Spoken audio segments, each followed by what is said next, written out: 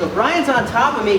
The closed guard is one way to go about playing the guard, all right? It's where I kind of own his upper body with my lower and my upper body. I'm working to break his posture, climb my limbs up. If Brian leaves a little bit of space underneath this leg, let's say, okay, if I get into maybe the X guard or so, this is another way for me to kind of control him. Here I have a lot of jurisdiction over his hips. I can kick away, create a lot of space. I can control this leg. I can switch over to maybe an anaconda guard. This is a cool position to be able to break his posture in this direction, as well as threaten a lot of leg locks.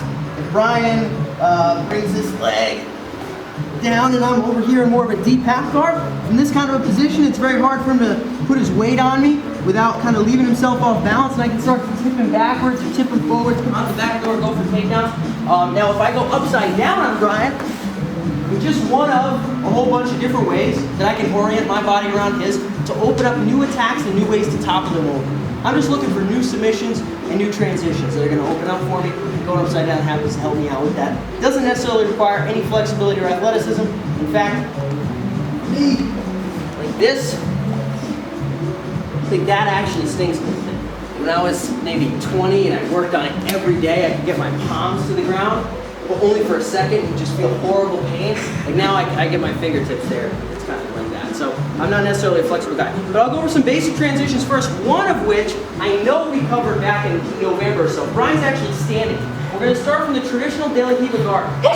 So some of you have seen this position before. Brian's here, he's bending knees, he's doing Jiu Jitsu with me. Okay? If I end up with this De La Riva hook through, a lot of us have seen the transition, we've worked out, we work with the transition of setting this hook, swinging our hips through, bringing Brian back, taking his back, going for chokes, etc. Okay? In this particular instance, however,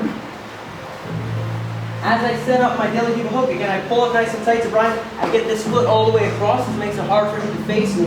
What I'm going to do now is I'm going to take this arm, I'm going to bring it up and almost to the front of his knee. So I'm grabbing more here. I come over and through. As I do that, I coil my legs around Brian and lift my hips up, just like we were doing for our arm bar. Drive him backwards, and end up in this position. We'll talk about the pass. I got all kinds of great leg lock setups, but it's just a simple and, in my mind, an even easier way to get the sweep than getting all the way behind him and doing that kickback thing, which is cool, but this is a little bit more reliable. I use this in gi and no gi. So I'm here with Brian, okay?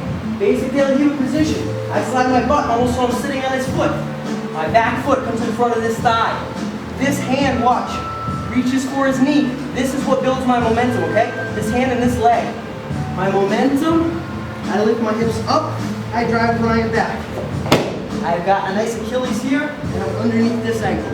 Once I'm in this position, I can pick what I want to do. I can break his stuff, or I can just get on top. Look at the ref, he gives me two, we're good.